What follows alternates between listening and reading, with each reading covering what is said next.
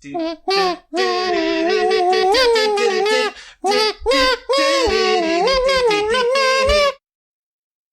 and welcome to the very first episode of a very special podcast entitled Nich and Jon is this Evangelion. Nich and Jon is this Evangelion. Yeah. Which is our rewatch. I guess we should introduce ourselves. I'm Jon. And I'm Nick. And we are from Big Punch and we really love Neon Genesis Evangelion.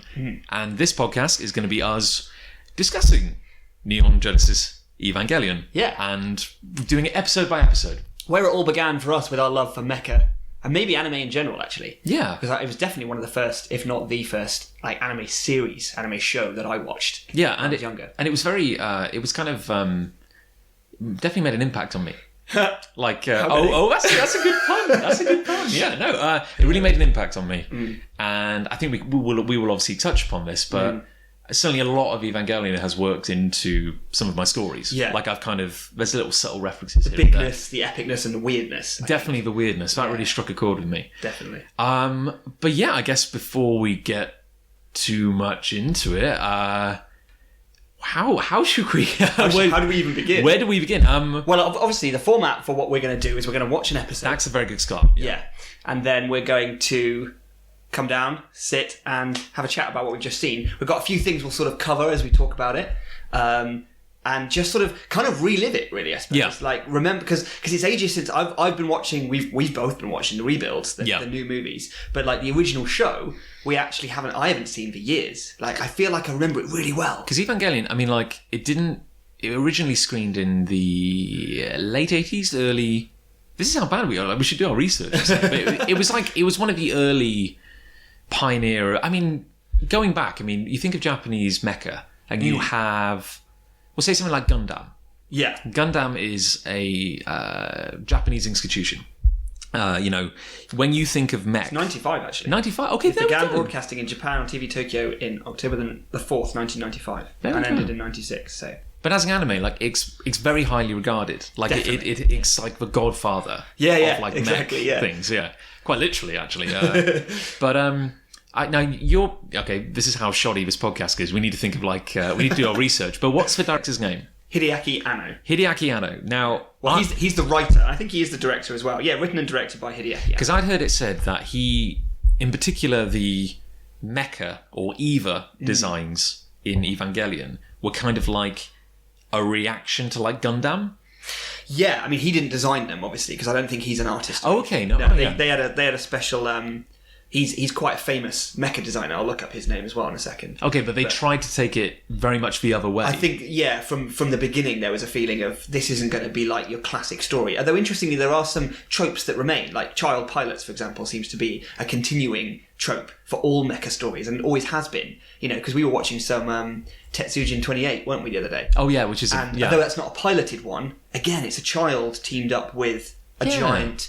robot. I think that seemed to be a really like core idea that the Japanese had for their mecha stories. Well, yeah, and it's funny, isn't it? It's like just as Western popular, I don't want to say sci-fi, but fantasy stuff seems to have condensed around superheroes. Yeah, absolutely. Yeah, particularly now. Yeah, but like you look at like Japanese culture, and yes, there are people we might describe as superhumans, but mecha is a genre, and it's massive. It's definitely. like much as my first instinct growing up was to come up with superheroes and have comics with superheroes in.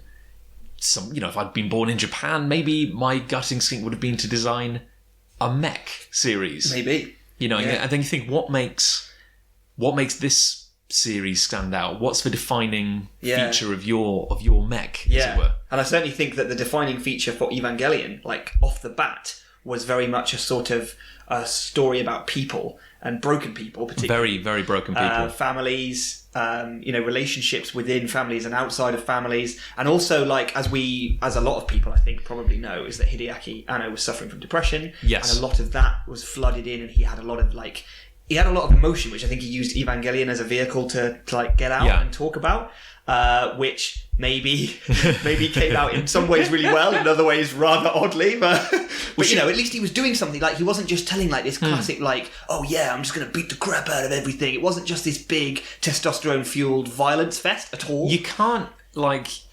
Out of everything that Evangelion is, and it's something we talk about a lot, where you get a lot of animes where they are everything. Yeah. Like, you can't cover all the bases. Yeah, exactly. You can't just have an anime about, like, a robot. No. It's got to be... It's about a robot, obviously, but there's all this framework. Like, it's a school drama, it's a comedy, it's a romance, it's like... it's a little bit kind of carry-on, like a little bit kind of saucy. Yeah. So it has... you can't accuse Evangelion of not being ambitious. Like, it's got...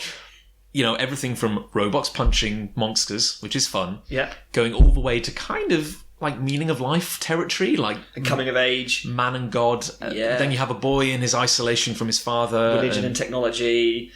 It's just mad. It's it's like, but it's not everything in the classic way of doing everything. Like we were talking about with animes, trying to hit all the, you know, we've got to have a school, we've got to have a high school, we've got to have a senpai. You know, it's like it's not hitting all of those things, but it's hitting all of the like these really big, meaty psychological and social issues. Weirdly, in a mecha anime. Well, I mean, if our intro so far would appear to have gone, you know, touched on everything. That's maybe a bit of a metaphor for the series. So, maybe you're listening to this and you're familiar with Neon Genesis Evangelion. Maybe you're listening to this because you just like hearing us waffle about things. Maybe you're curious and you've never heard of Neon Genesis Evangelion. So, Nick, for the benefit of our listeners and without touching on some of the bigger things which we know are coming up later... What is Neon Genesis Evangelion about? Wow, that's a big question, John. And okay. Could you describe Neon Genesis Evangelion in a sentence? What's the elevator pitch? Elevator pitch, I suppose, would be something along the lines of the world has ended. To all intents and purposes. Spoilers. But it opens with that practically. Okay, horse before the car. And everything that we thought we knew about religion and space and the universe is coming. And we have reached a point where we have sort of played with biology and technology to create machines to combat that. But we are in way over our heads. And although the Avas are a grand weapon designed biologically and with some sort of technological aspects as well to fight a menace that isn't alien, it isn't religion, it's something entirely different to that, greater than everything that we've ever had to fight before. We still don't really know how to do it. Okay. And then maybe another way of describing it is because it opens, it's set in the year 2015. Now the recent past, and as you say, it's post-apocalyptic because of something called second impact. So which throws into mind a meteor. But it's not a meteor. No. So basically, it's like something happened. There was a post-apocalyptic event called second impact around the turn of the millennium. As a result, much of humanity has been killed. I forget the exact numbers, but there's much fewer people alive on Earth now. It's something like the human population has been reduced to about 2 billion or something like that. And in the aftermath of this, the oceans have risen, and the UN has emerged as a world power. Kind of keeping the remaining countries together. Very militaristic sort of rule. And basically, the angels are returning. This is kind of you're not presented with a lot of information, but basically, the series is about a young boy, a 14-year-old boy called Shinji Ikari, who is given the seemingly impossible task of piloting a giant biological, technological robot weapon called an Eva against the angels. And we have no idea what they are. We have no idea why he has to pilot it. And we have no idea whether or not he can even win.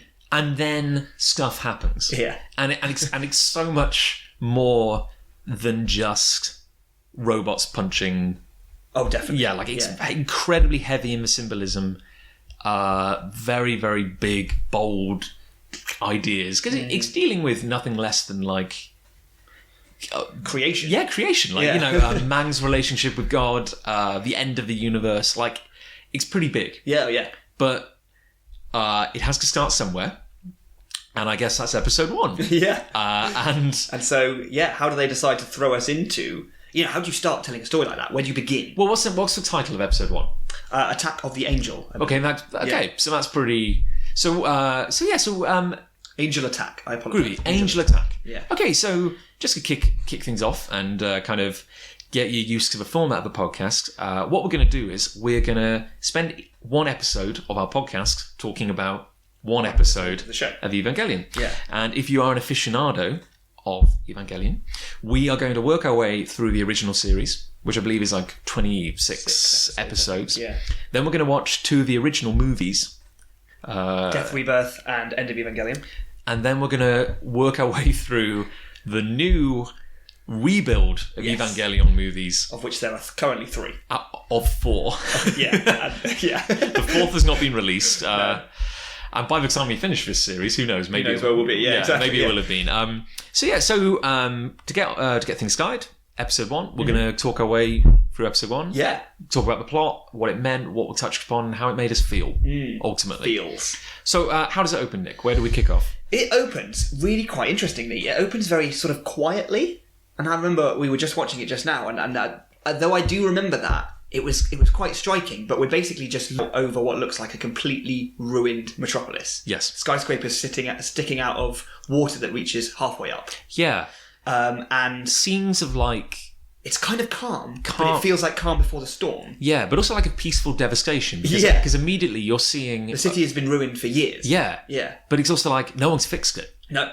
Clearly that's not an issue. And that immediately puts into mind that the entire world is like this. Yeah. Everything. And there's so much fixing to be done that they can't even begin. So they didn't bother. But it's also kind of beautiful. Oh, yeah. Because you're getting like these jarring images where you see toppled skyscrapers submerged, as you say, like really deeply submerged. So we know the ocean has risen. It's risen massively, yeah. But also like the sun is shining. Yeah. It's beautiful. And the cicadas are singing. Very recurring thing throughout all of Evangelion, because it's set in Japan, always gives the impression of being a really hot summer. Yeah, absolutely. Of course, we're told that like the climate has changed later on in the series. Which is why the cicadas are so significant, apparently. Yeah. Because that is meant to be a sort of subconscious indicator, I think, that things are a bit different now. Yeah, and it's like perpetually summer now, isn't it? Like the weather is always amazing. But we should point out, I guess, before we go any further, that it goes, we see like all this quiet desolation seconds after possibly the greatest intro. The greatest intro credits, yeah. They are they're just amazing. A work of beauty. Yeah. I don't even know. I mean, if you haven't seen Evangelion, then the only thing I can suggest that you do is just go straight to YouTube and just type in Evangelion, like Neon Genesis Evangelion intro credits, because it is a special thing. But there's this really upbeat, practically Japanese pop song that plays over the top of practically impossible to understand imagery. Yeah. If you haven't seen the show yet. And also, I mean, if you found our description of this show a little bit hard to follow, I mean, the intro does nothing to help. Because it's like it's very upbeat. It is very. It's just upbeat. really kind of sort of sort of thing. Yeah, it's a bit like that. It's exactly. It's like really kind of like catchy, but then you're seeing in classic anime style, you're just seeing like meaningful stares. Characters in profile turning to face the camera. Yeah, everyone turns and looks. What are they thinking? What Words are they looking on screen, at? flashing for a second, disappearing. And then about halfway through, it suddenly kicks up a notch, and you're just getting like 101 images of robots like technology and things opening and doors and valves closing and like what is happening? Yeah. What is all of this? And words flashing up on the screen like second impact. And it's almost like intentionally trying to confuse you. Yeah. But it's so kind of... I often think, actually, that might be the theme for the entire show. Yes. The intentional confusion. And that's something we're going to be touching on more as a series. I mean, this is the thing, because we know where this goes. Yeah. Which makes it harder, because we're trying to take each episode as it comes and not get too far into, like, but the thing spoilers. is, we know exactly what it's capable of. But yeah, so you get the most upbeat, exciting intro you could imagine. You're like, yeah, it's going to be... Woo! Cool robots. I'm psyched. This is going to be upbeat and fun. And then... Saturday morning cartoon, here we go. Oh! And then... Silence. Quiet, yeah. Yeah. So yes, you see loads of broken buildings. Yeah. But then we see lots of normal-looking city. Yeah. It looks like Which Tokyo. doesn't seem to be wrecked. Yeah. But I think we get a bird's eye view of sort of like islands, and I think basically we can assume that Japan, the water's risen so significantly that Japan is kind of like a series of very closely neighbouring islands. Yes. So this is, and we see this beautiful city. It's not utopia. It's nothing special. It just looks like a normal city, yeah. real Surrounded world by ocean. Yeah. This is Neo Tokyo. Yes. As we're told. Yeah. So, but it's abandoned. So empty streets, can't see a thing. We do, however, see we're hearing like a military broadcast. Yeah, and we see tanks, lines and lines of tanks, all pointing in the same direction out to sea. Yeah, waiting on which is a very small thing, but something I kind of liked. It's like you see this beautiful kind of mountain highway. Yeah, spiraling around a mountain almost. Yeah, like water on one side, green hills on the other. Very vertical. Yeah, it's really nice. It's quite picturesque. It's lovely. Yeah. But then tanks. Just tanks, just copy and pasted tanks, like hundreds of them. Hundreds, all with their guns pointing out at sea. Yeah. So, and for a split second, we see something swimming under the sea. Oh, do we? Yeah. Oh, I missed that. I think you might have been writing a note at that point. Oh, yeah. Well. But yeah, you see what looks like a large green shape, but you have no idea of being able to see its form or what it is, but it definitely looks like it's not like a machine. Yeah. Something is swimming underwater, but it cuts back. We're looking at tanks again. We're looking at the tranquil scene. Everything's lovely. Let's ignore the big thing we just saw swimming in the sea. It's fine, guys. Yeah, don't worry about it. But yeah. Just don't worry about it. This is not going to blow up. And there's like a little bird resting on one of the barrels of the tank's gun. Absolutely. And then, abandoned city, and we see this blue car. Yeah. Kind of driving along. Yeah. And we see, we're introduced to Misato Katsuragi. Yeah. What's her rank? General? Major Katsuragi. Yeah. You refer to her more as Katsuragi, and I refer to her more as Misato, and I'm terrible at keeping track of the names in the show anyway.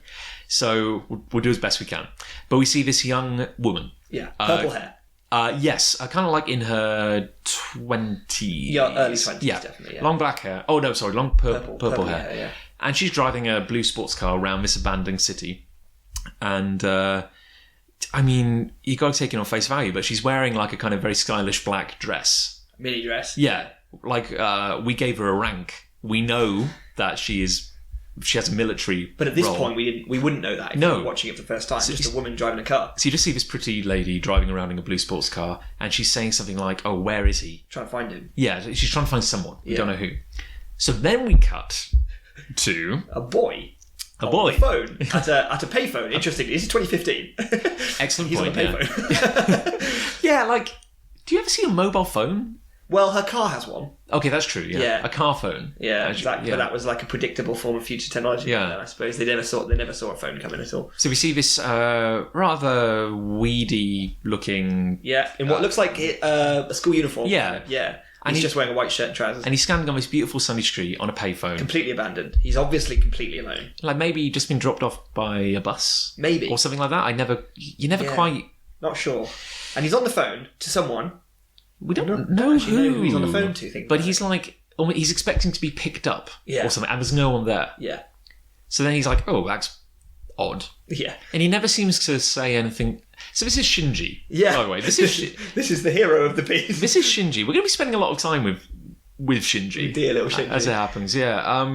I'm sure things will get better for him. Yeah, I'm sure we'll be happy. Yeah. But Shinji is, for all we know, we don't know much about where he's come from, but he's just been dropped off by someone who clearly just left him on an empty street. Yeah. He's been dropped off in a seemingly abandoned city. There's not a single sign of life. And he seems to be taking this pretty well. Taking things in his stride at the moment. I mean, he doesn't seem happy, but he doesn't seem upset either. Yeah, like, he's just like, oh, well, no one's here to pick me up. Seems pretty normal. And then there's a massive explosion. Yes. Well, doesn't he briefly... For a split second, he sees Ray. So who is Ray? Well, we'll get to Ray. So let's rephrase that. He sees... he looks down the street. For a split second, he sees a girl with a short bob of blue hair. Yeah, just in kind a school uniform, standing in the middle of the highway. But then she's kind of gone. But then he looks back and she's gone. The highway's empty. So what was it? Clearly she wasn't really there, and clearly he imagined or dreamt something. That's how it's framed. Yes. But then, as you said, massive explosion. And And everything shakes around him. Like rubble's falling from the buildings, which are obviously not well kept. Yeah. And he looks concerned, but he doesn't really know what that explosion was, and neither do we at this point either. For all we know, this show could be about anything. Yeah, at this point. And then with the camera cut to the view of a hillside, and we can see UN aircraft sort of backing up. Yeah, these kind of like rotary. There's a name for them. I forget. I feel like they were in Thunderbirds, like something that looked just like those ships were in Thunderbirds. These big chunky kind of like rotary engine, double-rotated helicopter kind of things, thing. kind of. And there's a good few of them. There's like 6, but they come from like behind a mountain. Yeah, as though they're sort of backing away from something. Yeah. And there's a few more big explosion-y type sounds, and then from behind the mountain, in the same direction that the helicopters have been leaving from, yes, comes a impossibly huge, really obscure, really weird-looking creature. It's massive. Yeah, it's a giant. Yeah, absolutely giant, and it is it's humanoid. Yes, so it's got arms and legs. In so much as it has arms and legs, and it's bright. Well, it's not bright. It's like a darkish green. Yeah, it's like a muddy kind of green. Yeah. It has exposed ribs in the middle of it. It's very spindly. Yeah, like wide, really wide shoulders with big bone-like things on its shoulders, like plates. But it has like it's got these exposed ribs. And you can kind of see like this glowing red orb in the middle of it. Somewhere embedded in its chest. Yeah. And it has this mask on where its face should be. Which kind of looks a little bit like those Venice doctors' masks. Yeah, like a plague doctor. Yeah, it's got like this white circular-esque mask with 2 eye holes and then a long beak. Long beak, yeah. So it's pretty freaky. Yeah. Like it's a weird looking thing. And its head and its mask, this mask seems to sort of like rotate and click, kind of like it's I don't know, like cocking its head almost. Yeah. But it doesn't turn or anything. The head just rotates like 2-dimensionally around a point. But this is, although the series has given no framework yet, this is an angel. This is, which is something we know, and something that as a viewer you're very quickly kind of... And these are the main monsters of the show. Yeah. The things that we will fight. And it looks impossibly alien. Yeah. Like... So weird. Which is something I really... When I watched the series originally, something that really stuck with me was the idea that, like, you call it an angel. Yeah. But angels are always so classically good. Like, exactly, they've always been good. Yeah, and it's like you get... It's the weird dichotomy of calling it... We have this idea of what an angel is. Yeah. And then this horrible alien-esque monster kind of turns up. Yeah. But it's an angel. Yeah. And it's like, what? Like, what's going on? Like, what is this? Where did it come from? Did it escape from a lab? Did it come from space? You've just got no idea. Yeah, exactly. I remember watching it when I first found out that they were angels. I was like, well, in a weird sort of way, it makes sense. If heaven was real and God was real and angels were real, what is to say that they would look anything like a man with beautiful white feathery wings on them? Because that kind of thing only makes sense for us and with our understanding of the world. And it's very clear that whoever came up with the archetypal angel had been, had only been exposed to the things that a man could possibly... I've seen a swan, I've seen a man, I'll put a man and a swan together, bam, done it. But this is the thing, and like... I'll touch on some of this later because like this was a massive influence for me. But I really... On 2 levels, I really love the idea that, say, we ever encountered alien life as a species, there's no guarantee it would look anything... No. Like, it would just... How do we have any guarantee it would look like anything we could even describe as being alive? Yeah. Like, it could be... I think alien design is potentially one of the most fascinating things you can do as a creator. Yeah. And when I say alien, I don't mean just from another planet. I mean alien to our concept of what life is. Because we only ever have, like, cows and swans and man and, eggs to go on. Yeah. Well, yeah, exactly. How different could it be? But I remember, like, back in... Because it's a very teenage thing, I think. And, again, one of my early attempts at writing comics was a very... it was angels versus demons, which seems to just be the default thing when any teenage boy comes... As well, actually. But, like... looking at, like... so cool. Yeah, but looking at, like, angelology... Yeah. Which is, like... It's very kind of fringe Christian religion. Yeah, Yeah, like... I think hardcore Christians actually try to sort of dumb that side of things a bit down. Yeah, let's not... Yeah. But, like, if you look at, like, the Gnostic, which is the more kind of crazy radical side of Christianity, like the books which didn't make it into the Bible. Yeah, the Pope's got locked in his cupboard somewhere. Like. Yeah, the forbidden text. Yeah, but it's like what's diabolique.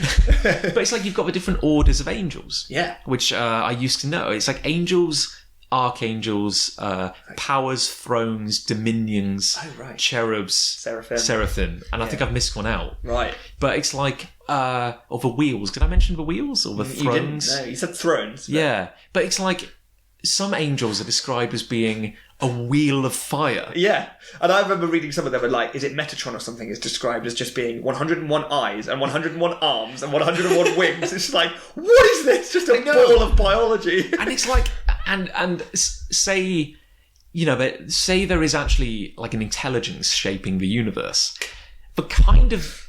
You know, we kind of assume it's human. Yeah. Like, because that's all we can relate to. Yeah, when we think of God, we think of God as being like a kind of... a big beardy man in the sky. Yeah, he's like a reflection of us. Yeah. But like, genuinely, if there's an intelligence guiding the universe, it would be so far removed from anything we could possibly imagine as a living thing. Absolutely.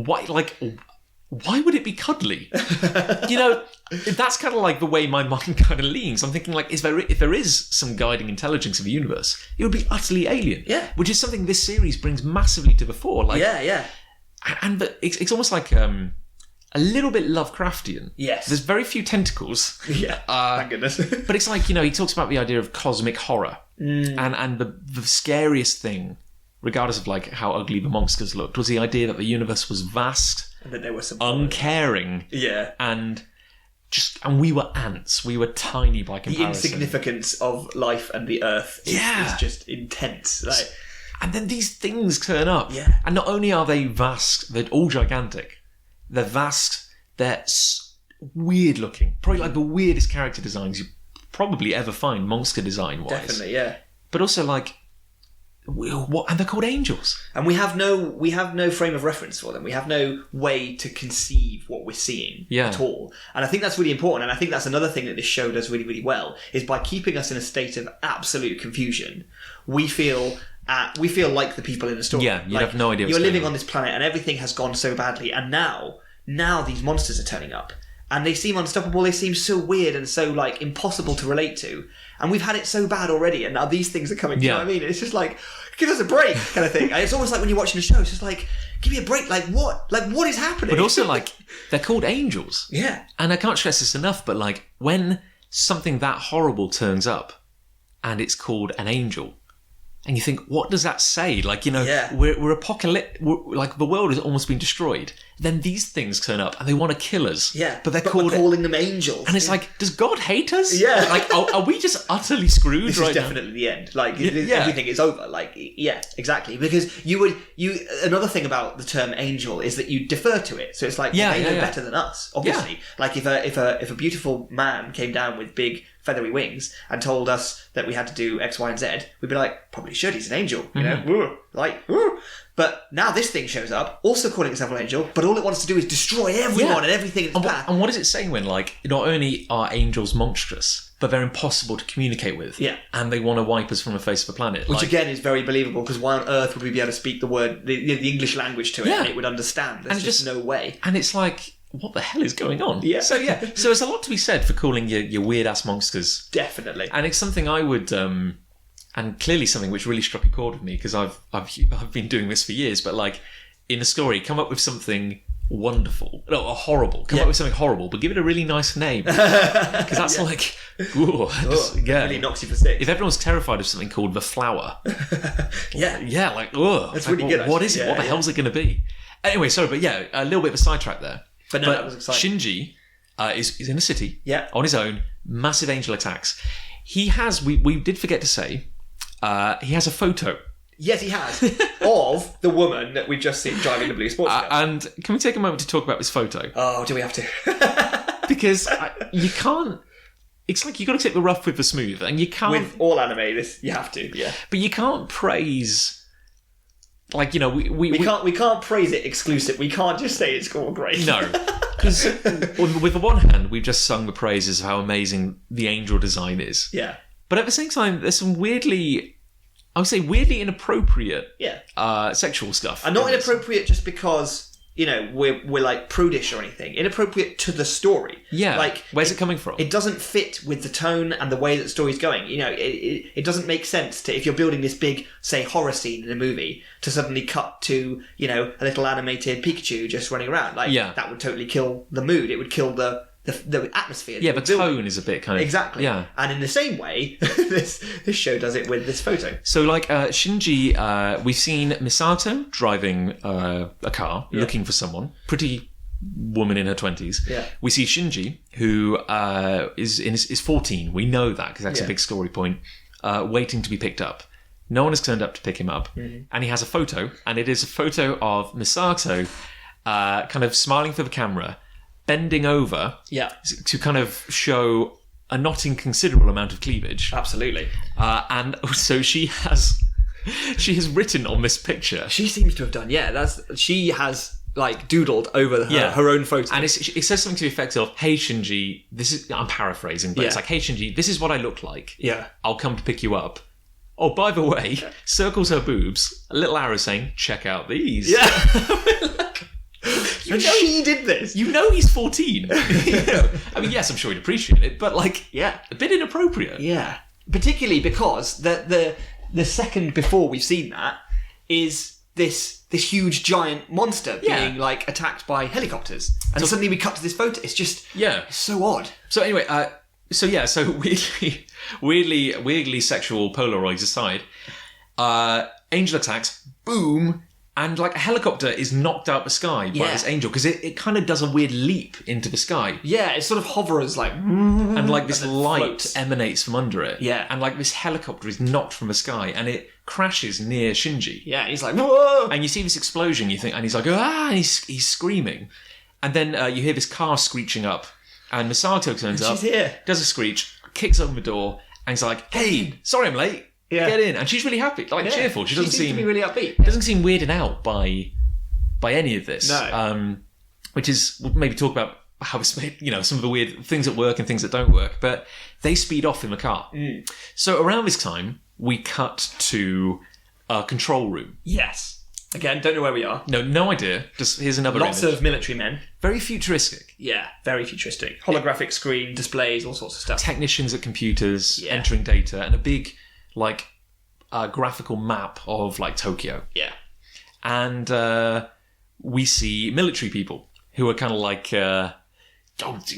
look at this horrible monster. Like, what are we going to do? Fire everything we've got. Yeah, slamming fists on tables, and there's loads of ashtrays filled with cigarettes. They've been here for some reason for ages and ages. And they're like, what should we do? Keep firing. Keep firing. But best strategy. And so they're like, launch an N2 mine. An N2 mine. Yeah. So you kind of have like the military people who are going like, shouting, let's blow this thing up. At the same time, watching all this, you have these two other figures who are kind of watching. They're in the control room, but they seem to be on a sort of higher tier, looking down on the sort of events. And they're kind of like watching the military people do their thing. But they're not in military dress. No. They're in sort of their own kind of style of suits. Yeah, so we are introduced to Gendo. Gendo, yes. But we don't know his name or surname yet. And his kind of second-in-command... Fuyutsuki. Yeah, again, names. I do find this a bit hard to... I've watched the show for years.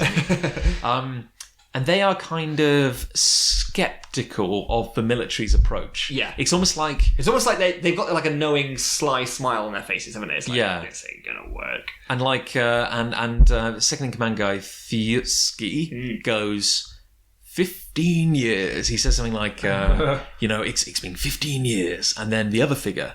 Gendo. With his glasses on. Yeah, who has, if you're familiar with I'm not sure if he invented it, but like as the anime trope of one character adjusting their glasses on the bridge of their nose, and you get like this little kind of swing. Yeah, where, like the reflection of the light. The light catches, yeah. So blocks his eyes out for a second. Gendo has a kind of epic chin beard and white gloves. Very stern figure, always kind of like a Machiavellian kind of schemer. Like you always see him like sitting at a desk, his hands entwined, kind of. And he just goes like, and they go like, 15 years. And he goes, yes. He says something like, yes, there can be no doubt. The angels have returned. And then it's like and like ad break or something. Yeah, like, ad break. Oh, okay. Here we go. Right, we're in. And then the military are like, launch and to mine. And Like, that sounds bad. it's a bit like a nuke, isn't it? Yeah. Well, I think, if anything, the fact that they're not using the word nuke suggests to me that it's more powerful than a nuke. Yeah. Like, otherwise you'd just say nuke, wouldn't you? Or you'd say missile. Yeah. But, like, they introduce a new term, so this is big. The N2 mine. Yeah. So And then we cut back to Misato and Shinji in the sports car. and they've driven to like a safe distance. Yeah, they're quite far away now. Yeah. But Misato seems to be looking out the window with some binoculars. Yeah. And suddenly she goes, "Oh, they're going to use an N2 mine." So she knows what that is. And they're a good way away. They are a good way away. Like several miles away, watching us from Yeah, afar. 'cause she's obviously using binoculars, so it's very futuristic binoculars. And so we're like, oh, she knows what that is. Oh, Yeah. interesting. But she panics. But she panics, and they take cover in the car, sort of just dive on top of each. Well, she dives on top of Shinji, which is probably the only good thing that maybe happens to him in this. I don't know. So that's a plus. Yeah, woo! And then an epic explosion goes off, and we cut back to the control room. Oh, and the car, you see the car go. Oh, the car flips. The car that's is right, like from the shockwave. flying, yeah, and it's miles away. And there's a great moment in the control room where obviously there's just this huge column of light where the bomb's gone off, which is at the feet, it would seem, of the angel. Yeah. So it's completely engulfed in light. You can't see the angel at all anymore. And the UN men all stand up and cheer. Hey, we've done, lads, we've done it. Yeah. They're very triumphant. Yeah, very. Yeah. Maybe too triumphant because, until you see the body, guys. A little bit cocky. Yeah. And then there's a little voice just goes, shockwave incoming. And then their vision The camera kind of cuts out. Yeah, which I really like. So they've basically nuked. For all intents and purposes, they've dropped a nuke on this creature. And just so for people who don't know, it wasn't actually in the city at that point. It seemed to be in the mountains. It wasn't. Yeah, I don't think nearby. they wiped any city out. Like, not actually literally. They probably irradiated. Because actually, I was saying it. Because again, it's a big city, and I guess, but you never quite get a sense of how big. Oh, and also an important thing we should mention is that in the control room, they said the angel is coming to us. It's coming to them. Yeah. So the angel has. We don't know where it's come from. No, but we know it's heading for whatever they are, wherever they are. It's heading for them. And also, like, is it?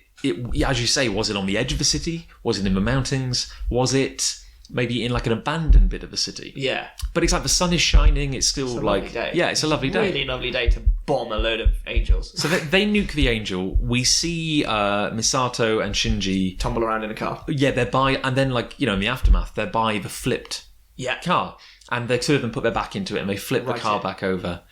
But they seem quite cheerful. Misato certainly is. I mean, she's a bit gutted about the damage to her car, and she's somehow managed to tape it all back together again. Yeah, because then we, but of course we see, you see them right the car, then drive off, and very kind of like nonchalant about the whole thing. Yeah, like we just got nuked. Misato's complaining about her dress in an internal monologue about how it's got damaged. But we have no. I mean, and this is maybe like a slight criticism of the episode, but like we as viewers are like, they're so kind of okay with this. It must be every day. Yeah, it's just like an everyday occurrence. But then, as we've just heard from Fuyutsuki, like, this hasn't happened for 15 years. Yeah. Regardless of how the first angel attacks may have gone down 15 years ago, there hasn't been one for all this time. Like, Misato, if she's like 20, 23, however old she's meant to be, 15 years ago, she was a child. So she has absolutely no experience of dealing with angels at all. Like, certainly not one-to-one. Yeah, and we don't know, and we don't know a lot at all. We don't know why she's here, what's going on, like, who is she, what's her kind of connection to all this. But one thing we do know is the angel isn't dead. No.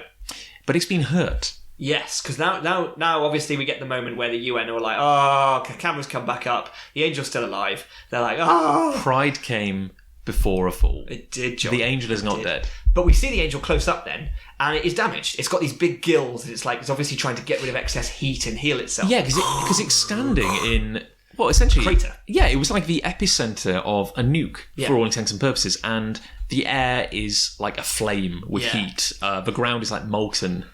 But it's just stood there, just sort of fanning itself with its weird you got these gill flaps. It's like kind of... And also its mask face. Its face has been kind of like ripped. Dislodged. So if you can imagine, to the like side. Its face is like, kind of poking to the side. And there's a second face.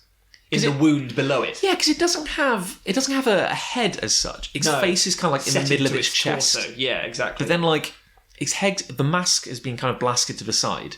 And this second head is poking out. Now, I don't know about you, but I always read that. And again, this is never explained. Yeah, it's open to interpretation. And I think it's deliberately not explained. So it's like, these creatures are alien. We don't know anything about them. If we could stop and study one, then great. But they're coming to kill us, so we don't have time to do any of that. So we've just got to riff it.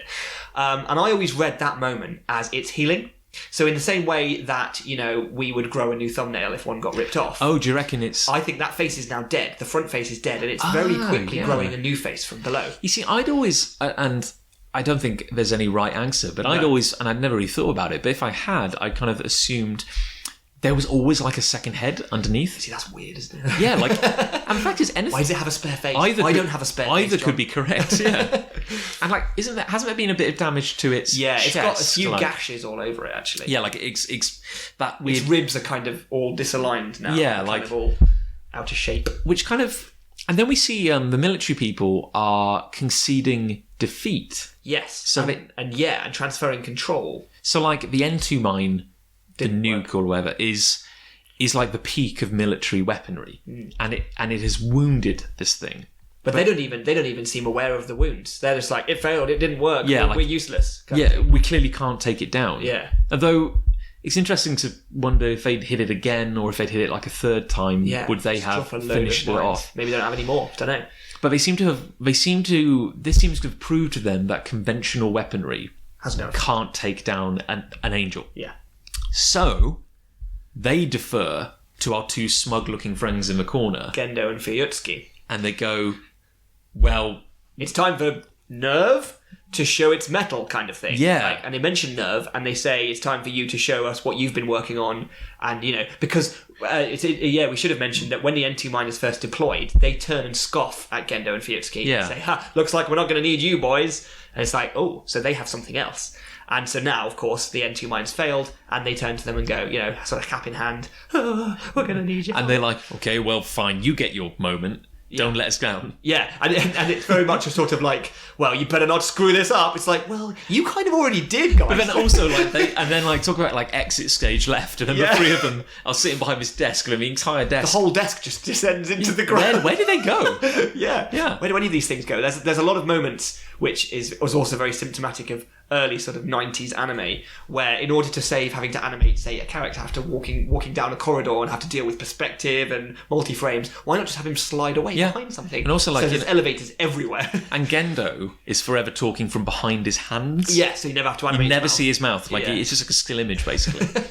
Okay, so military has failed. Yeah. Shinji and Misato are alive and in a car. Yep. En route to somewhere that Misato knows. And it's time for Nerve to step up. Yeah. What the hell's going on? Exactly. But luckily then, the show cuts neatly to Misato on the phone in the car, asking for a car train to be deployed. She drives into a very sort of military-esque, big door bunker sort of. Like massive futuristic blast Very doors. futuristic blast door, which it seems to suggest there's loads of these all over the city. And the car sort of parks in what can only be described as a train with multiple carriages, but they're all empty except for hers, which has a car in. And it's going down at an angle underground. Because we really can't stress, there is a hard cut between these scenes. And an angel was attacking, but it was in a very realistic looking city. And then suddenly we're just in this incredibly futuristic facility, and we have no idea. But they're descending. They are descending, and way. Misato gives Shinji a file to read about Nerve. It's called like Welcome to Nerve or something like that. Which looks just like a brochure, kind of, hey, welcome to Nerve. But Nerve is spelled Nerv. Yeah. All capitals, no full stops between them. So you're thinking, like, is it an acronym? Yeah. But you assume it is, but but it doesn't. It's not made clear at all. And you see the symbol on a door, and it's like half a leaf, like a maple leaf, Yeah, and then just Nerv beneath. And then there's the weird subtitle: "God's in His heaven, all's right with the world." Yes, which is in English, which is kind of interesting. Very weird. But they're just going down and down and down. It's like they're descending into hell. Yeah, it's gigantic. Like, we're talking a structure clearly built by humans, but built on such a scale. Yeah, I mean, it's the size of an entire city underground. Yeah, but they're descending down this incredibly steep train track. Yeah, like it's like an escalator, but for cars. Yeah, like they're taking all these. They're the only ones there. Yeah. Again, a massive sense of isolation. You don't see any humanity. No. And vast structures. Yeah. You feel like a tiny part of this. But they're descending and descending and descending, and also, like, weirdly, Misato doesn't seem to know her way around. Well, yeah. So obviously the geofront is then revealed. Oh, of course, very important. Yeah. So they the carriage they're in, that the car is in, seems to have glass walls. Suddenly, light pours into the carriage, and what was a closed tunnel now has a view out to what this cavern that they're descending into. Yeah, can you even... This is really... Can you describe the geofront? Because So the way... It's certainly in how it's revealed in this, because it looks different in multiple times, different times in the show. Yeah. When it's revealed here, it looks like they are above ground again. So it looks like they are looking out over a contained, like, luscious green landscape dotted with lakes at sunset. So everything is cast in orange. The water is reflecting glittering white light. Yeah. But there's no sun to be seen anywhere. And you realise that the longer you look at that shot, it's actually a cave and there's a ceiling. Yeah. But I can't tell you where the light's coming from. Because this is the weird thing, though, isn't it? Because you are... They enter this tunnel and they descend. Yeah. And they descend for a good For a way. while. But then it's like you've gone through the looking glass, because suddenly you emerge. Yeah. And it's like you're above ground again. It's like when you're on an underground train and suddenly it comes above ground and the light comes in and you're a bit dazzled and you're like, oh yeah, no, I haven't just been going deeper and deeper under London. I've actually popped back out in, like the DLR or something. But we must be miles and miles and miles below the surface. Yeah, obviously, definitely. The speed that the train's going at and everything. Yeah. It's so deep. But it's like, to call it a cavern... It's an You understatement. can't imagine how big this is, to the point where, as you said, it's such a big underground space. You think you're above ground. Yeah, absolutely. And in terms of like the light and the scenery and the grass and everything and the trees that we're seeing, we must be above ground surely, but no, we're not, because this is introduced by Masato as the geofront, and Shinji also seems to kind of know about it. Wow, the geofront, because of course. He starts to allude to the fact that he's been called here and he knows someone here. So again, he's kind of taking... Whoa, this is the geofront kind of thing. But interestingly, we should point out that above...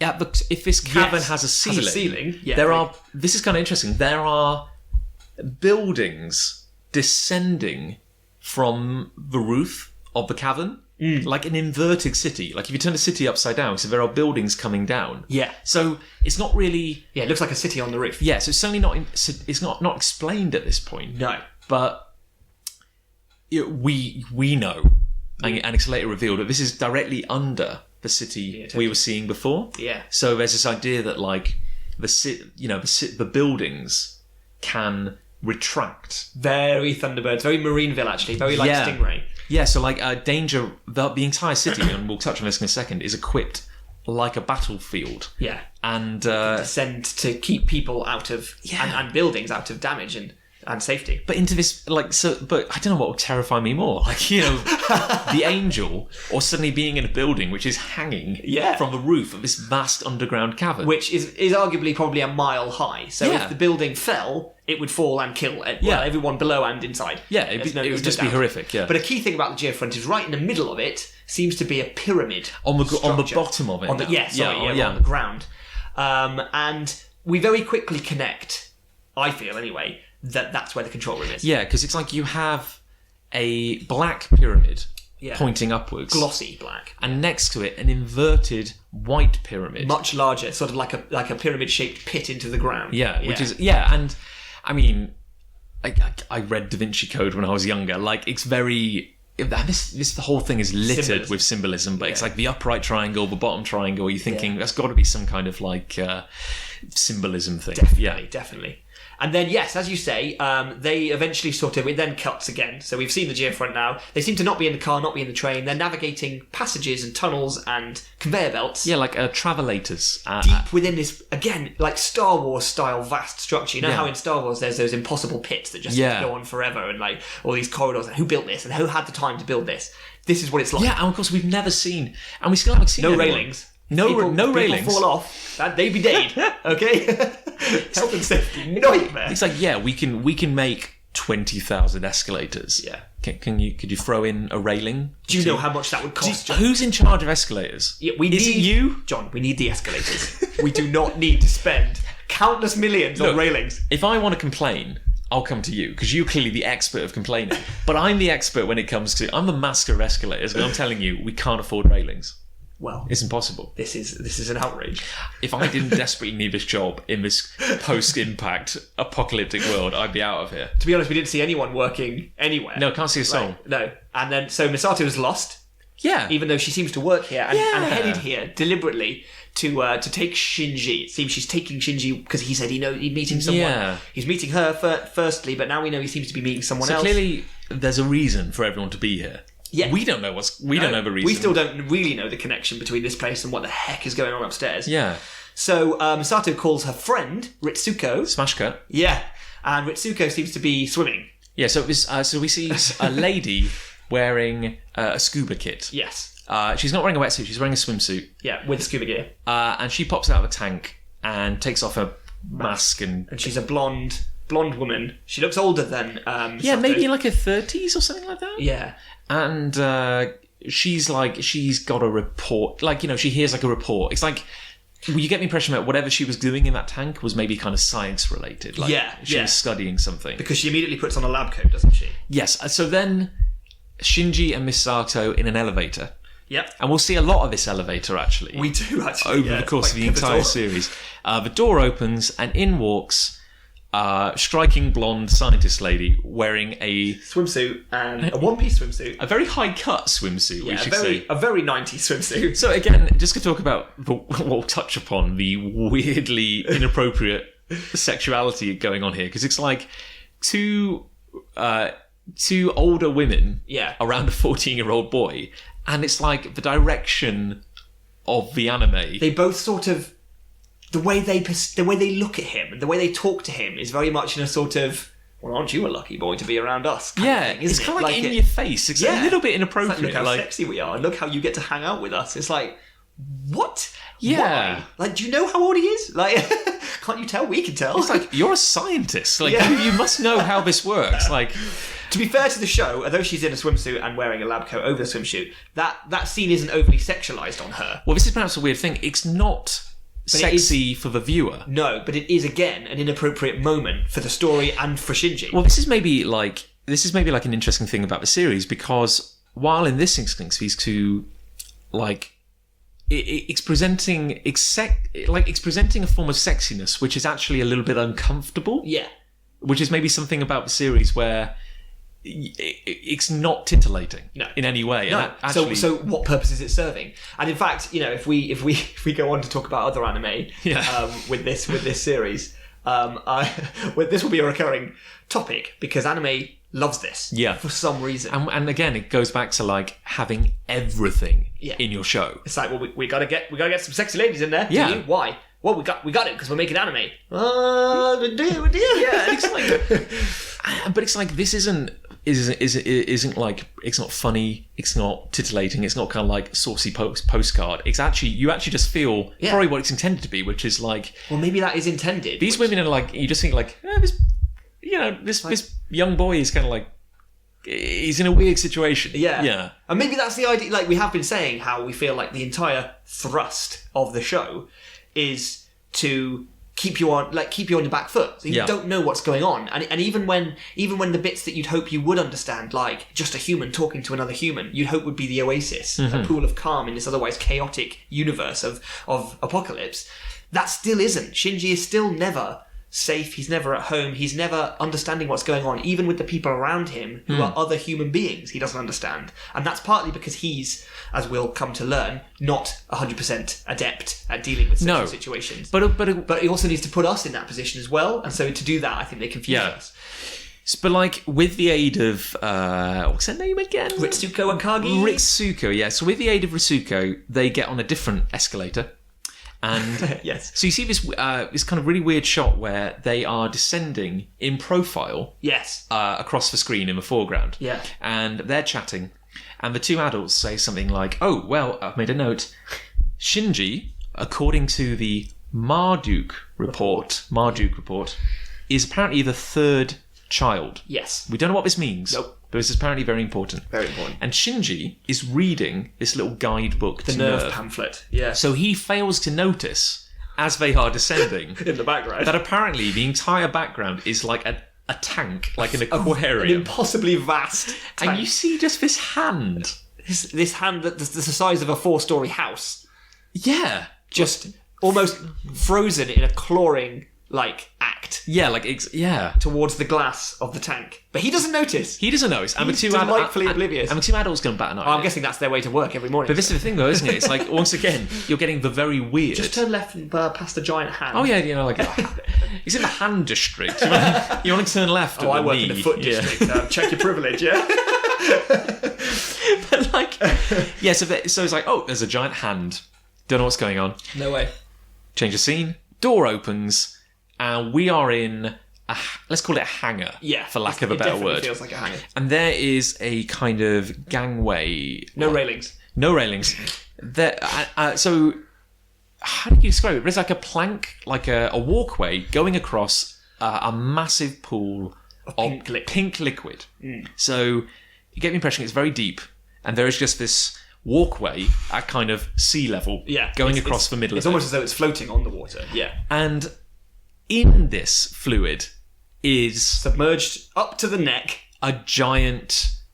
Well, we see a head. We just see a head. Which is at the level of the gangway. So we have this purple, armoured face, the size of a house, if not bigger. Probably bigger, yeah. And we're just walking on this little gangway next to it. And Shinji's like, whoa! Yeah, Shinji just freaks the hell out. Like, what the hell? What the hell is this? Yeah. Yeah. And it's a face like... Because, of course, like a knight. Yeah. Yes. Like a knight in armour. It's like an armoured knight face. Because this isn't like... I mean, this certainly was not the first mecha anime in the world. Certainly not. So going into this, you have a few kind of... most people will have seen a giant robot in some form or another. Like they'll have probably seen a Gundam. Gundam. I think as a kid, Power Rangers. Yeah, the old Megazord. Yeah, might have seen Voltron. So we clearly know this is a giant robot, but it looks very different to robots we might be familiar with as kind of viewers. Definitely, because at the moment we're only seeing a head. It's also very brightly coloured, whereas classic robots have always been white with accents of colour. It's bright purple. Bright purple with green accents. And it's got a big horn coming out of its forehead. And it doesn't have a mouth, seemingly at all, at this point. Yeah, it's got because I think it's up to its sort of nose, if it had a nose. The water is. I thought you could see its kind of... Can you see like maybe the corners of its mouth at this point? Because it's got like this... Almost like a... I thought you could see it like a skull-like kind of... Yeah, I suppose it has kind of got a mouth, because it's got the beard, like the Tutankhamun beard. Yeah, it's got a little pointy chin. And then it has, I suppose, you can see a mouth there, but you don't really know there's a mouth there until... It's not open or anything like that, But because, of course, we're used to... I mean, a lot of Japanese mechs are kind of inspired by samurai armour. Yeah. So we're used to it being more like a mask rather than this is, again, quite samurai armour-esque. Yeah. In terms of the domed helmet and the sort of spike coming out the front of the forehead and things like that. But it's not... But it doesn't look anything like what we're used to seeing. It's not a very it looks incredible. Yeah. Like it's a really striking design, but it doesn't look massively welcoming. Like it's not like it doesn't look heroic either. Yes, that's the thing. It looks kind of scary. Yeah, it looks like a monster. Yeah, it looks like a monster. It looks like a giant metal monster. It's got a purple and green monstrosity. And when you can see its mouth, it's a grin. It's like this... Like a skull-like kind of... right up, really high, deep jaw, kind of. And also, like, of course, it's got these... Because all you can see is its head and shoulders. Yeah. And it has these massive... How do you describe them coming out of its shoulders? Like... I don't know. Fins? They're at the joint where, so you've got your neck, and then you've got the flat bit that runs across the top of your shoulders, and then where your shoulder then meets your arm, you've then got these huge, fin-type structures. Yeah, just like sails, go up just higher than the head. Yeah. But they're quite thin. They're almost like wings, but vertically set. Like, and then the arm continues on past them. Yeah, does it serve a purpose? Find out later that it kind of does, but not massively.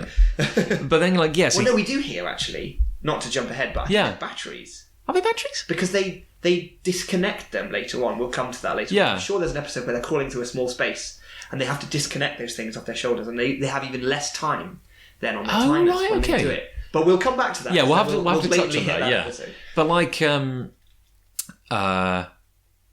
again, like I know we may have missed a couple of things here and there, like in the plot, but matter, they walk out into this gangway.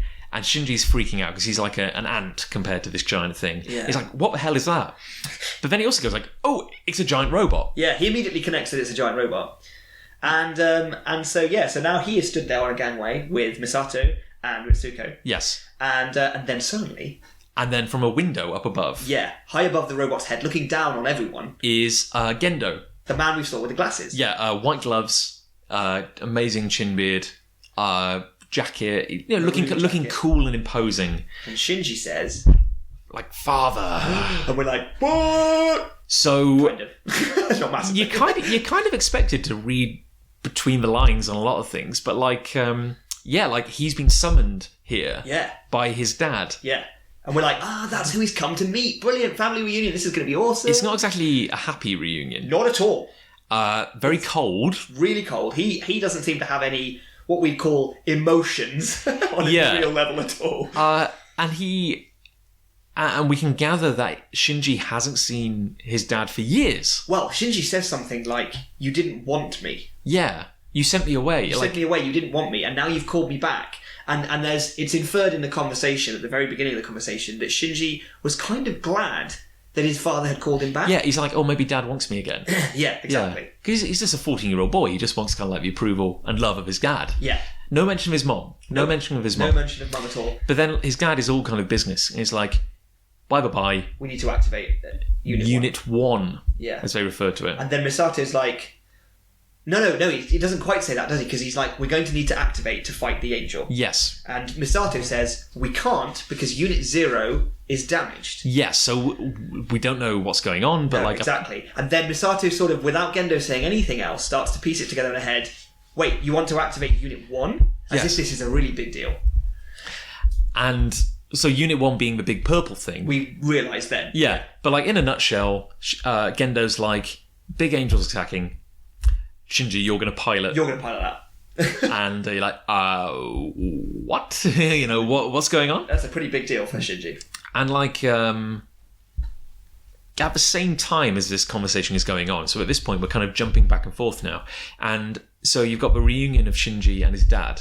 But then out in the city, it's now nighttime. Yeah. So clearly some time has passed. And the angel is advancing and advancing. Yeah, so this angel is stomping through what looks like major inhabited city now, like modern metropolis. And unleashing blasts. From its chest orb? Yeah, and this becomes a very what's the word? It's a defining feature of the series. Yeah, defining characteristic. Where you have like an explosion.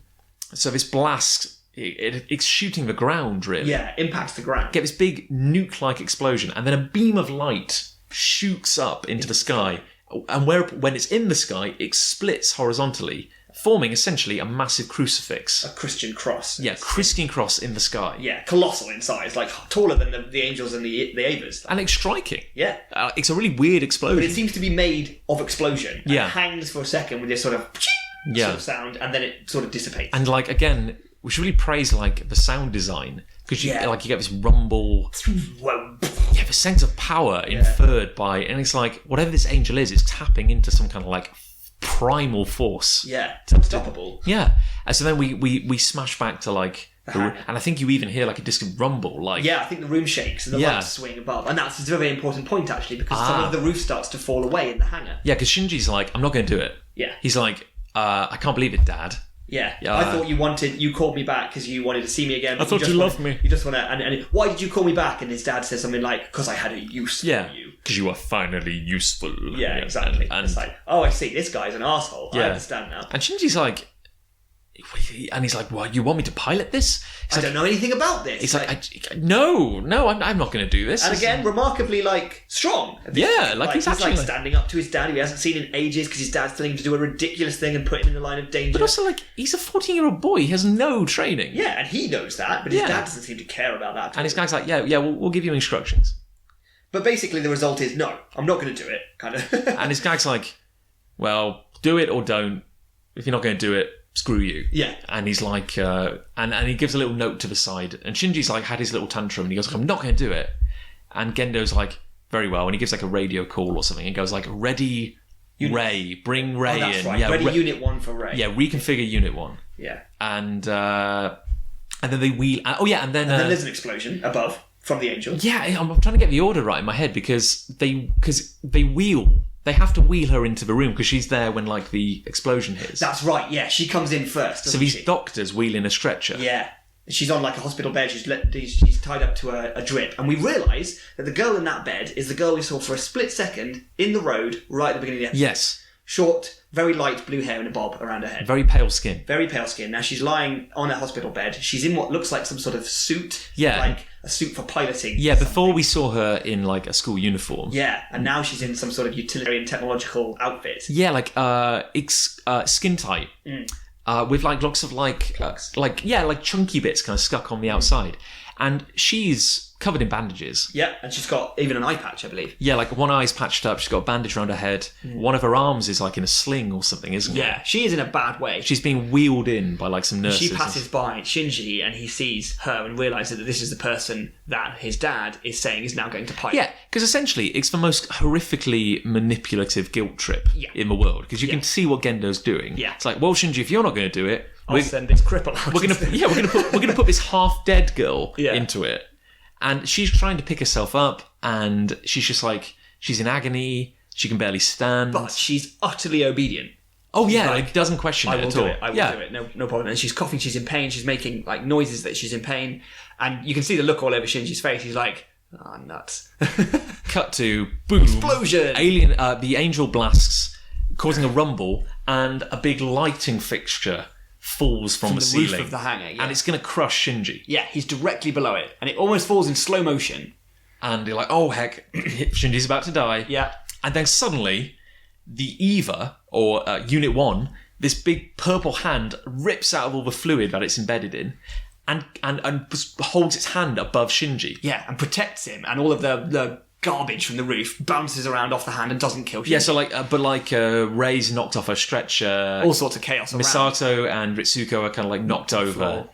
And everyone's like, what the hell just happened? And Ritsuko says, that's not possible. There was no entry plug installed and he wasn't synced with the unit. So we get the impression that she is like an expert. Yeah. She would know these things. And she's like, no one's piloting it. It doesn't even have an entry plug in it, whatever that means. It cannot move without command. Yeah. And also there's a voiceover that goes, it ripped out of the right arm restraints as well. This thing was bolted down. Yeah. And suddenly... depowered. The mere presence of Shinji near it, this thing comes alive and protects him. And then it does nothing again. It's just frozen like a statue. Yeah. And there's no sort of suggestion that it will do anything else. Yeah. Now. But Misato, like, everyone's kind of like amazed. And Misato had tried to like convince Shinji to do this. She was kind of like, don't run away. Stand up to your dad. Do what he wants. That's a really good way of standing up to your dad. But then like Shinji picks Rei up and, you know, and he gets blood on his hand. Like clearly she's bleeding. And he's like, fine. Yeah. Oh, and he's like, don't run away, don't run away, don't run away. Internal monologue, yeah. He goes, I'll do it. He's not happy about it, but I will pilot this thing. Yeah. And Gendo just smirks to himself, knowing that his little guilt trip plan worked. Gendo always gets what he wants. He definitely does. Gendo that's always the theme of Evangelion. Yeah, Gendo is king of the swines. He is but also like everyone is kind of horrible. Oh, yeah. Everyone is guilt tripping. Because Misato and Ritsuko are both saying, you have to do it, you got to pilot the robot. Yeah, but like, be a man, Shinji. But it's like, what? 14. I'm 14 and I've just arrived. Didn't know why I'm here. I haven't even read the manual. Yeah. Like, no idea why I'm here. My dad clearly doesn't love me. And you want me to climb into this horrific monstrosity. And I've seen what it'll do to another pilot, because she's right here and she's basically dead. And you want me to just wander straight in, because I've got to be a man, have I? It's blackmail. It's emotional blackmail. It's horrendous. But he does it, and he says, "I will do it."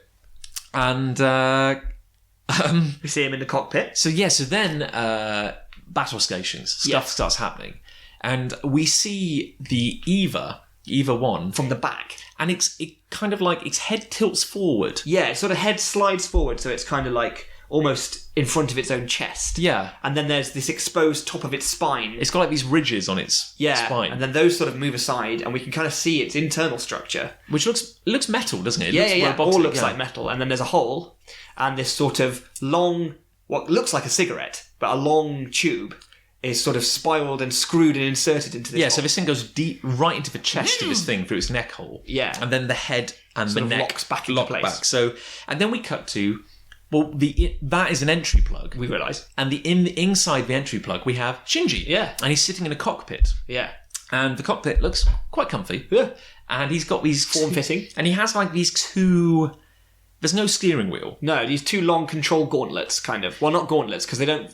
They're like handles that he holds onto. Yeah, like, it's hard to describe them. Like, two poles at the side with, like... Yeah, like, they're kind of like the ends of guns. They're like trigger... Yes, but on these long kind of, like, extended arm things. So and you can, like, lock them forwards and backwards. Yeah. They sort of make a sliding sort of noise. And he's wearing his school uniform still, so he hasn't changed. But the only addition is he has these two... I don't know what you'd even call them. Like, they look... a tiny bit like ears, but these two like metal clips on his head. There's no headband. They look like they're just attached directly. I think they're to monitor like brain activity and stuff. So you can imagine them being like a kind of ECG pad or something. But at the same time, they are attached to his scalp above his hair. Like they're just kind of... Well, they make me think of those things that profoundly deaf people have. Yes. Those implants. Yeah. And they have something under the skin, but then they have the magnetically attaching... Well, this is what I was thinking of as well. But did they do quick surgery on Shinji to put two magnets under his skin? Meanwhile, the angel's upstairs just going bam, bam, knocking on the front door. 16 hours later after surgery. Yeah. We have to have the surgery before we can fight. So Shinji is in the tank, and you see the same control room from before, and now Nerve are in control. And they're commanding Shinji in the cockpit. And it's a very slick kind of military-esque operation. Like, you know, it's like they've been preparing for this. Yeah, yeah. And Shinji, just because his day gets better and better, the entire cockpit fills with liquid. Yeah. He's like, it's coming up past his knees, past his like belt, and he's like, what? So in seconds he's submerged, and this is this is LCL. Yeah. Can't remember what that stands for. No, I could look it up. Yeah, I think it's got like a weird... you find out some stuff about it later, which we won't spoil here, but basically he's told it's oxygenated water. Yeah, and he doesn't have to worry, he doesn't have to hold his breath, because this will manage all of his and for some reason it's very important. Like you'll breathe it while you're in the tank. Yeah. So he holds... Fill your lungs and you're sorted. So he holds his breath for as long as he can, exhales, takes a deep breath of this LCL, but then starts breathing. And to his credit, he just gets on with it. Like he's just doing it, really. Yeah. And they start launching the EVA Unit 1. And it's very, very like Thunderbergs. Very much so. Things like wheeling away impossibly huge bits of machinery, like... Yeah, exactly. Like, and this thing is the size of a rocket. It brings to mind like Cape Canaveral, like NASA launching a rocket. The level of launch required for a rocket is the same. And like they drain all the fluid from a tank, these giant restraints clip loose from its shoulders. Disconnect, and it has this huge plug in his back. Yeah. Which has this long cable that's snaking away. And like a rocket, which are transported to the launch pad on a massive sort of tractor table. Yeah, what do we call them on traction treads on a tank, like tracked wheels, like yeah. And like they start moving this vertical giant purple humanoid size thing, kind of horizontally. It's not. It's like a statue. It's just being slid.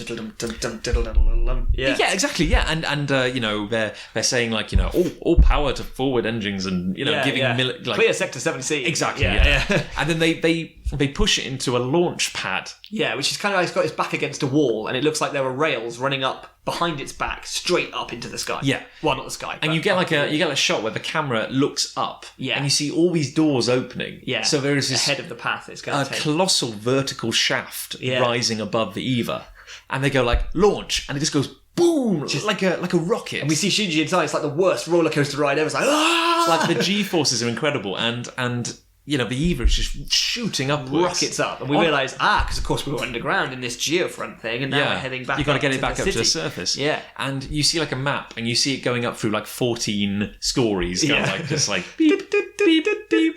Because for a very sharp 45-degree bend at one point, and then carries up. And then we cut to the city. Yeah. Nighttime. Abandoned. Yeah. And a hatch opens in the middle of the city.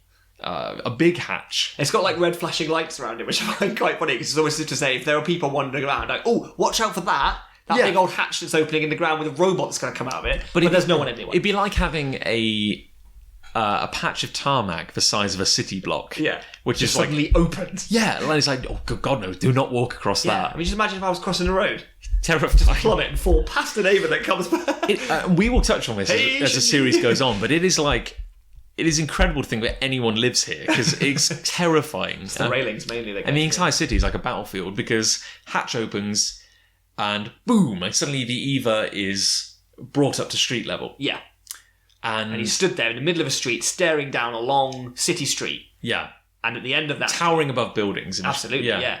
And at the end of that street, rounding a corner to face to face with the newly revealed purple robot is the angel. And that's kind of it. The episode ends and it says to be continued. Yeah, and you're like, wow. What? And so, amazingly, we haven't even had a robot fight. Yeah, like for an opening episode, there's no combat. Yeah, like for a series about robots fighting monsters, there is none of that in the first episode. So that is episode 1. Yeah. That's everything that happens. And, I mean, like, as an opening, what do you think of it? Like, if you only had this episode to go on, what does this make you feel the following city is going to be like? Not city, but series, episode. Yeah, or episode series. Obviously, this happened. I watched this episode. This was the first thing I ever watched of Evangelion. Yeah. And I was hooked. I was like, this is amazing. Yeah. It was to me the perfect place to end an episode, because if there had been a fight, and most mecha anime that I've watched subsequently tends to try and have a fight every episode. Yes. Because then it gives you an action sequence and a bit of character development, whatever, every episode. But Evangelion decided, no, you know what? We've got so much character and story to tell beforehand. We'll get all of that in, and then just as he's about to, look, can he even do this? We don't even know if he's capable of piloting this thing. He's already said to his dad he doesn't know how to do it. There's no training. No, he's reluctantly taking it on because Rey is injured, and he's about to fight, and then the episode ends, and I'm just like, well, I'm gonna watch episode 2. Like, this is gonna happen. Well, clearly, and this, I can't even remember now what first led me to watch this. No, me neither. And I think I originally watched them on YouTube.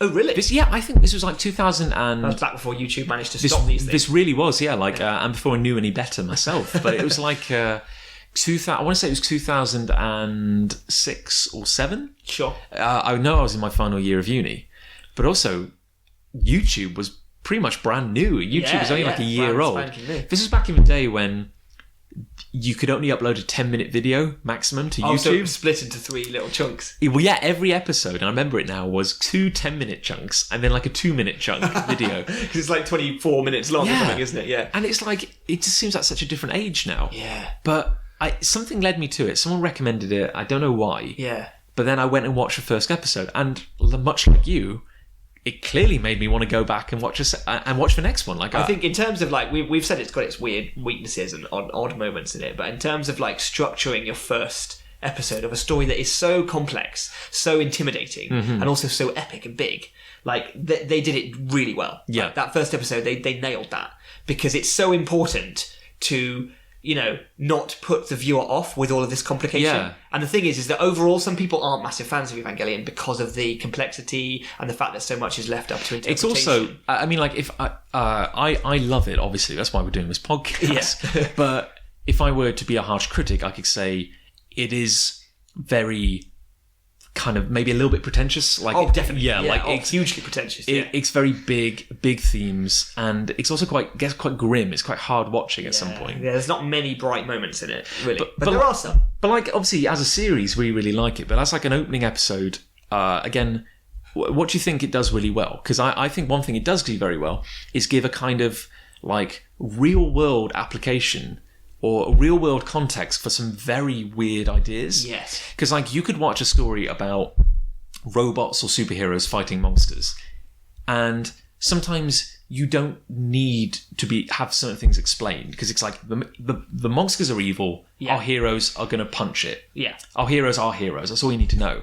But in this, it's like, here is a giant robot, but as a real world thing, it requires like a team of 1,000 technicians to run. Can't just turn it on. Yeah, it's like here's a massive monster attacking, and here's a big military operation. Here are tons of tanks. It's very kind of grounded in a weird way. It is. Yeah, you're right. Even though there's some really weird and out there stuff going on. Yeah, no, I agree. That is a real big strength. I think another one for me is the fact that this could have just been a story, as you say, about really cool robots fighting really weird monsters, but instead they also added this character stuff. And I think, as much as we say it gets dark and it gets heavy and stuff, I think Shinji's relationship with his dad and the whole reluctancy of piloting the robot is really well communicated in this very, very first episode, but also makes it really interesting. That's a really good point, actually, because, you think for a show which ostensibly is for kids, it's not, that's an oversimplification, but yeah, when you think of a cartoon, you think, it's probably for kids. Surely there's a joy in being the hero. Yeah. There's a joy in climbing into your mecha and defeating the monster. And that's classically how it's always been. And he doesn't want to do it. No.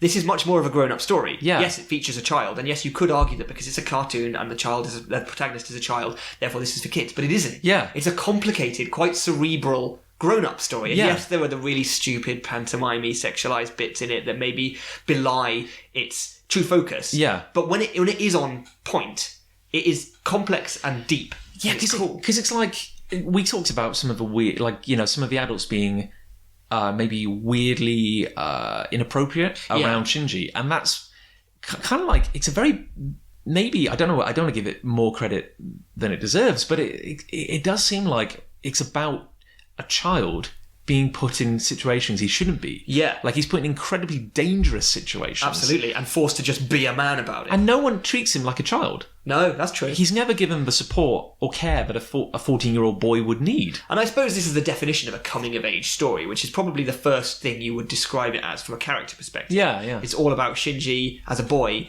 you know, discovering maybe what it is to be a man, and by partly having to step up and fight in a dangerous situation and just because he's the only one who can, coupled with the fact that he has these women around him who are older than him, more sexualized than him, and he has to react to that as well. Yeah. Sort of brings all of this coming-of-age stuff into one handy little package. Because it's weirdly like, it's a very, I don't know, it's like, you think like he's at that age where he's going through puberty, and this does seem to be, everything about this show is, there's very, very cool bits, but it's also like some very uncomfortable bits for Shinji. You kind of feel for him, because it's not glamorous. No. It's not sexy, glamorous. That's the best word for it, yeah. really. It's never glamorous. No. It's never made out to be like, you know, so many other mecha anime stories are about the kid who wants to be the ace pilot. Yeah. Who wants to be the best mecha pilot there's ever been, and I'm going to be the strongest, and I'm going to fight all the alien menace.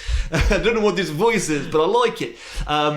And this one, he is, you know, there's the classic hero story of refusing the call. Yeah. You know, but this is way beyond that. Yeah, he no, never, ever wants to pilot. It's forced on him. Yeah. It's not like, you know, he doesn't want greatness. You know, he doesn't claim greatness. It's like literally he's being forced to do something he doesn't want to do. And he isn't great. He is no different to you and I. He's actually a little bit weird. Yeah, arguably. He's very average. Yeah, and as we learn, he's a very troubled kid. Yeah. And it's like, as a lot of kids are. But it's like, you could take everything about this show and, you know, keep the angels, keep the mechas, keep the characters, but you in a different hands, this could have been a really cheerful Saturday morning kind of bubblegum. And I've got to admit, I think that's what I went into it expecting. Yes. Because as a kid, all the cartoon shows I'd watched, and I watched this when I was about 18, 19, so I wasn't really a kid anymore. Yeah. But in terms of all the cartoon shows I'd ever watched when I was younger, they were all so upbeat, and they were always happy ending, and the hero was always the hero because he wanted to be the hero, and there was nothing more complex than that. Yeah. And this being one of the first animes I'd ever watched, but also one of the first cartoons that I realised wasn't for kids, I was like, whoa, this is really different. It's very adult. Yeah. And it takes a very, I mean, yeah, like, I'm picturing now the alternate universe where this is cheery. Yeah. Like, where this is kind of like, Shinji hops in his robot and goes and punches an angel. Like, Hooray! it's amazing. Like, I'm going to be the greatest Evangelion man. you know, and it's like, it's I'm amazing. going to punch all the end of Evangelion. But it's like, but it's like, the direction was, this is going to be dark. Yeah. This is going to be dour, and it's not going to be fun. There's nothing... Well, it's a fun series, but there's nothing fun for Shinji as the hero. No. And, It's like a Game of Thrones take on the mecha genre, isn't it? It's like, sometimes fantasy isn't fun. Yeah, that's actually quite a good... Yeah, it's like the difference between People die and have weird problems. Well, that's the thing. Like, they talk about high fantasy and dark fantasy. Yeah. Like, Game of Thrones is dark fantasy. This is like... dark sci-fi. Mecha. Yeah, dark mecha. Yeah, exactly, yeah. Well, interestingly, like, I mean, it's been a very long time since I've seen episode 1. Me too. So this is like a recap. Definitely. We talked about what it did well. What do you think, watching it again, and kind of like without rose-tinted glasses or whatever, what do you think it didn't do very well? What was its failings? What were its failings as an opening episode? That's a good question. Because I can think of a couple. Yeah? Well, why don't you start? Well, the one thing that immediately struck me is like a couple of odd character things.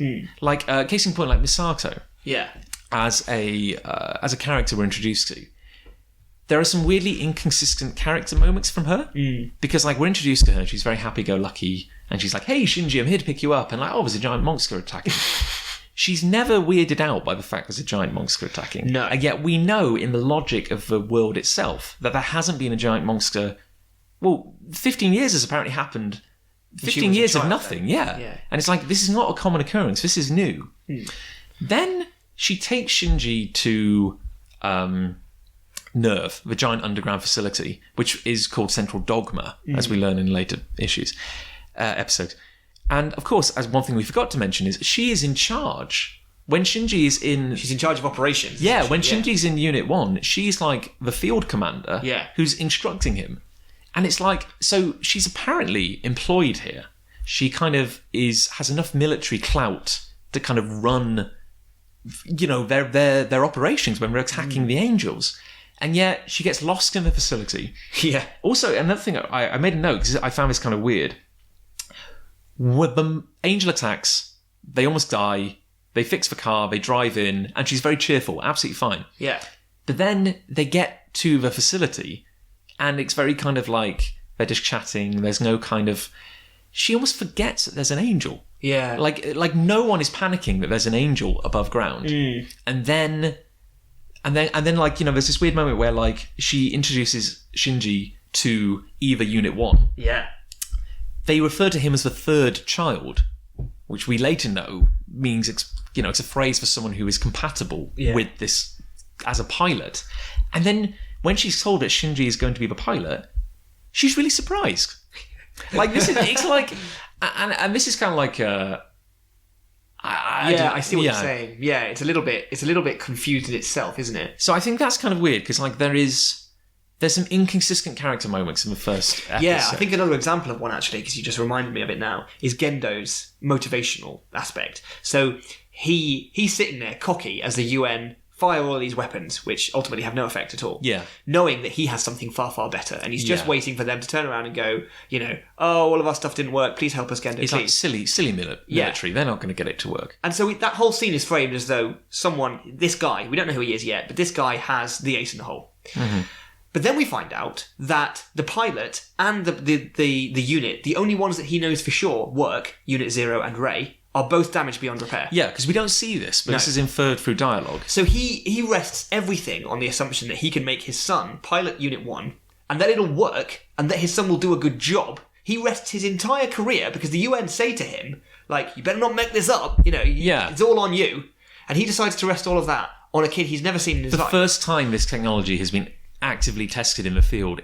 Yeah. In like 15... Well, I don't know whether that's necessarily a character flaw or it's just the absolute ballsy, like, belief in himself that he has. Maybe that's what it is. Yeah.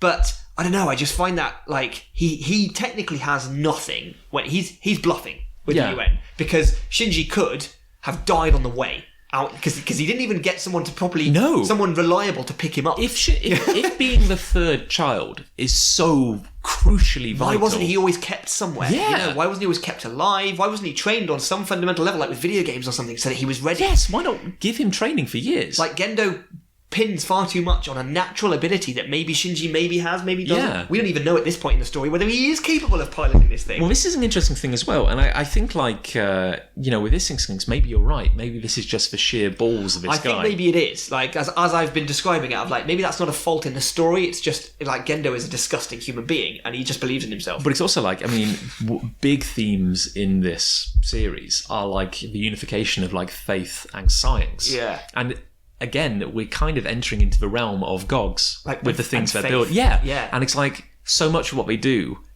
works on faith. Yeah. The idea, that it will work. Yeah, entirely. And it's like, a lot of what we do seems a little irrational sometimes, but there is this kind of certainty that it will work. And I think maybe also, like, Misato is obviously some of the things you've raised are flaws in the story and how she presents things. But Misato is painted all the way through the show, and we see it a little bit here as a bit of a mess. Yeah, like, she hasn't got her life in order. She hasn't got a man in her life which is painted as a bad thing. Yeah, her apartment is a total mess, which we'll discover later on. And she's just generally very disorganised and very scatty and harebrained. Yeah, entirely. Yeah, and when we see more of her in later episodes, you get like you see more of her, and of course, like, everyone is very damaged in this series. And I think like, the point of that is is to say, like, these are just people.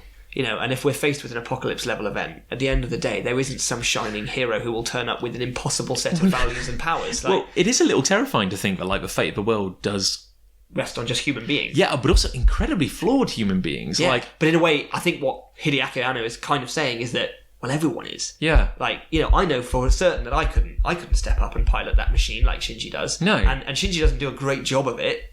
Not to be... Yeah, but of course, like, like, you've come from, like, a loving family and everything, and you're... Exactly. Yeah, like, I'm not battle-hardened on any level at all. But no, but he's like... Well, I see what you're saying. Yeah, like, he hasn't come from that, and No.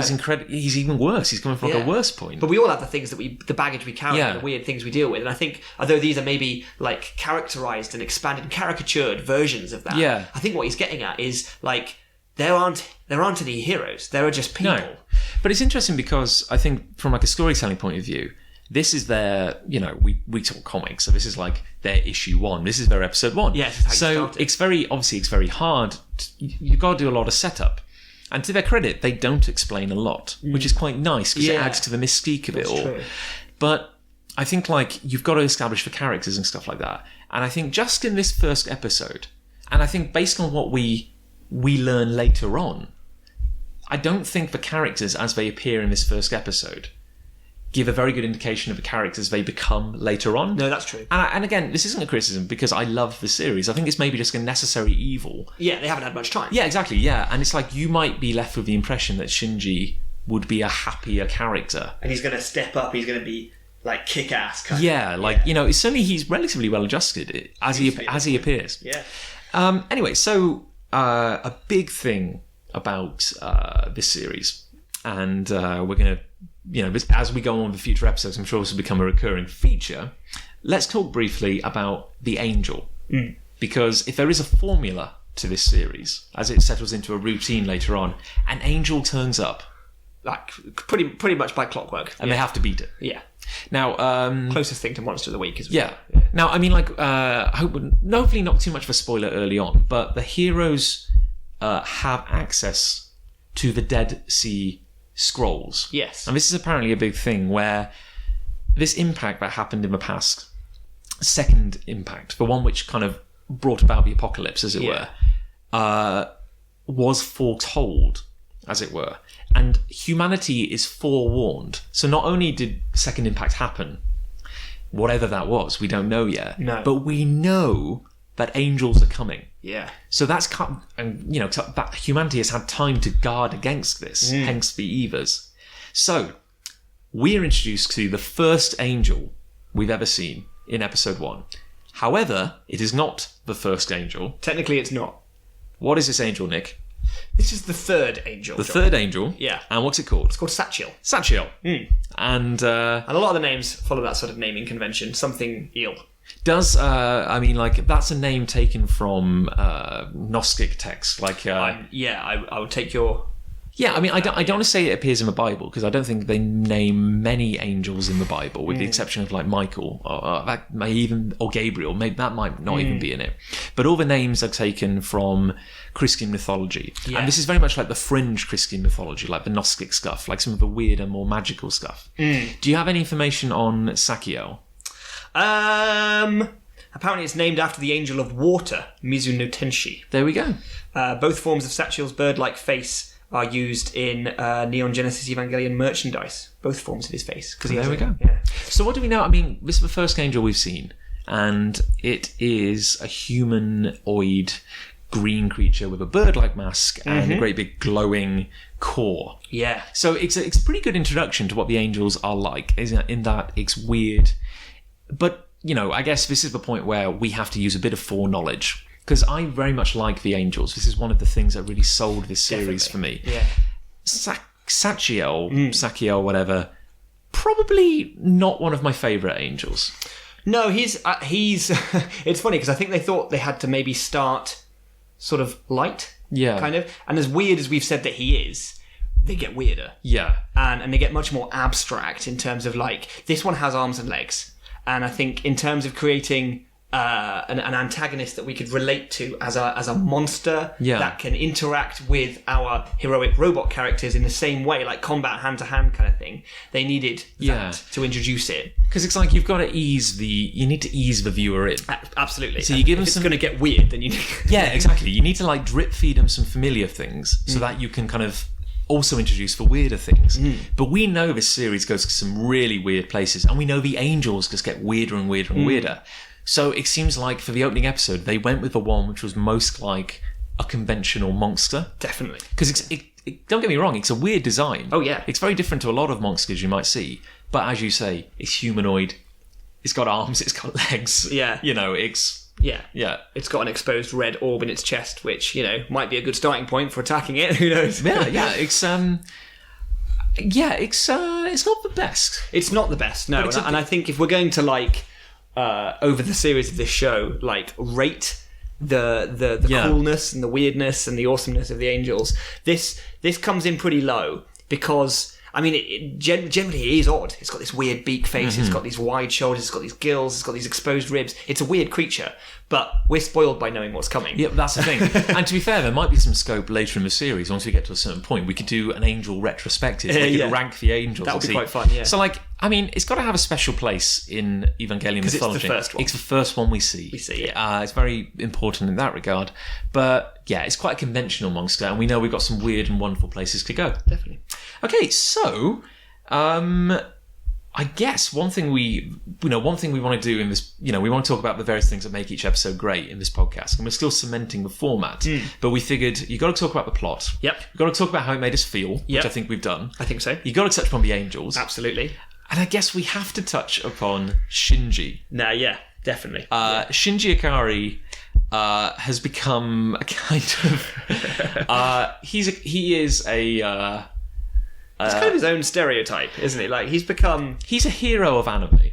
Yeah, When I say he is a great character in anime, I don't mean he's a great person. One that we look up to, one that we want to be, one that we aspire to be like. No, none of those. But it's like, if you have any kind of... If people have a bit of a knowledge of anime, and they've seen a few shows, and they know Evangelion, a lot of people know of Shinji. Yeah.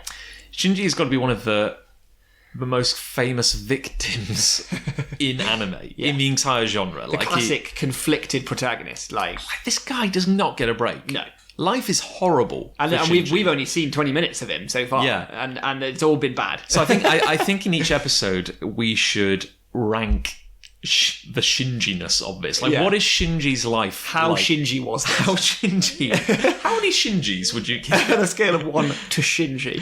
Because... That's lost all meaning. Okay, so Shinji's mental and physical well-being in this episode, he's doing pretty well. Yeah. He starts pretty strong, I'd say. He's talked back to his dad. He's dealt with some pretty world-shaking things that have just happened in a space of about... Well, the episode's almost in real time. He's taken it in his stride. He has. If you only saw the first half of this episode... Yeah. And had to use that as a basis for where the series would go...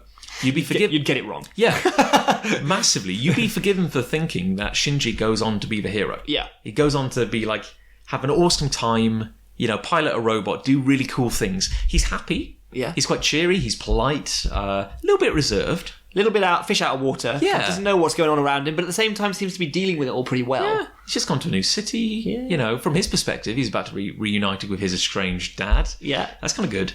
Could be. That could be lovely. Could be lovely. But then, suddenly he's presented with this horrible robot. He's guilt-tripped into piloting this terrifying machine. Sees a girl horrifically injured. And learns that his dad doesn't really love him and is just using him for his own nefarious purposes. And he agrees to it.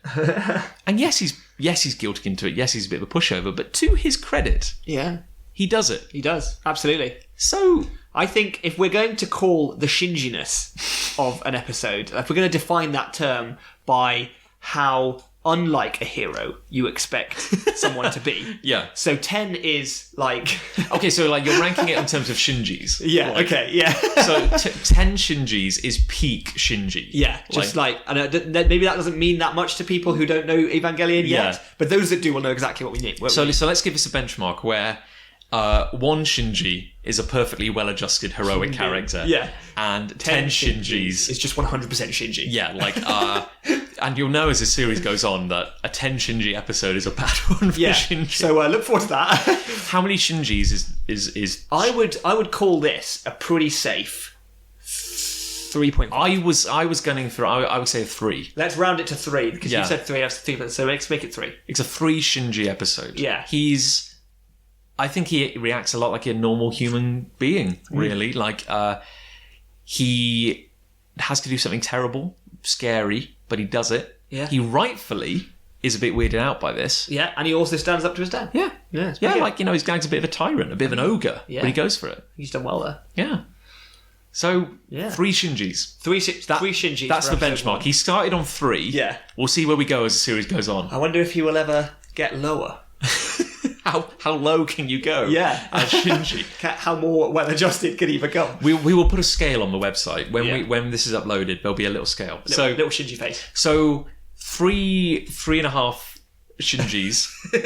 Finally, we'll try. This format will become a bit more solid as we go on. Yeah, this one's a bit more rambly because we've kicked it off. But as an episode, how many impacts would you rate this episode? Where a 1 impact is awful, 10 impact is fantastic. Ooh, I would call this one. You see, I think it was. I enjoy. It was a strong episode. I think I'm going to call it a 7 impact episode. I hate to mimic you, but I was going to give it a 7 as well. Brilliant. Because it's a good opening, but it's not quite indicative of what the series will become. No, absolutely. But it's a pretty grand beginning. And although it's a while since we've seen it, I'm pretty sure that leaves us enough space for the amazing stuff that's coming. Yeah. Yeah. There we go. I mean, do you have any closing thoughts for this opening? Not really, other than I'm really psyched about seeing the next episode. I've watched this so many times when I was younger, and I feel like I know it like the back of my hand. Mm-hmm. And yet, just watching that episode again, I could predict every scene. I could practically predict what people were going to say. Do you know what I mean? But at the same time, I was like, you know what? It's ages since I've seen this. And it's nice to relive it again. When the black screen came up and said to be continued, I was like, oh, I want to see more. So all I can say is, episode 1 has left me psyched for the next episode of Evangelion and the next episode of this podcast. Exactly. Well, I think we did pretty well there. As for a slightly rough and ready and for the first episode. This is our pilot, so feel free to do a podcast about our podcast. Yeah, you could do. Yeah, this is the rewatch, the re-listen of. Thank you for listening to the very first episode of Nich and Jon Is This Evangelion, the Neon Genesis Evangelion rewatch podcast. And just because we ended on a cliffhanger on the episode, I hope you will rejoin us for episode 2. Yeah. And I guess we need a sign out. So just remember, however bad your life may be, you could always be Shinji Ikari. Thanks for joining us, guys. I guess see you next time. We will see you next time. All the best. This podcast, and others like it, is made possible thanks to our wonderful backers on Patreon. To support Big Punch Studios as we make comics like Afterlife Thinking 7 String, games like Sandwich Masters, and podcasts like the one you've just been listening to, head on over to www.patreon.com/Big Punch Studios. For just $5 a month, not only will you help make everything we do a reality, but we'll also send you 4 copies of Big Punch magazine a year. That's over 180 full-colour pages of comic action, featuring Cuckoos, Orb, 99 Swords and Catamaran, delivered straight to your door. This has been a Big Punch Studios production. For all things Big Punch, be sure to head on over to www.bigpunchstudios.com.